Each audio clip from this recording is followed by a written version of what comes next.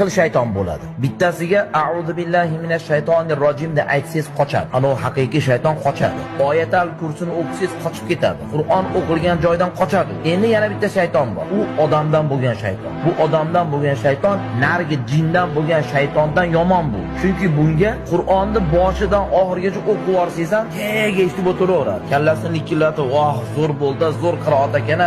Qur'on eshitib, nima qiladi? Qochmaydi. Bir pastur sizga 50 dan olmaymizmi? Aroq ichmaymizmi? Yo'q, qilib olmaymizmi? Zino qilmaymizmi? Qimor o'ynamaymizmi? Shunaqa qilib sizni gunohga chaqiradi.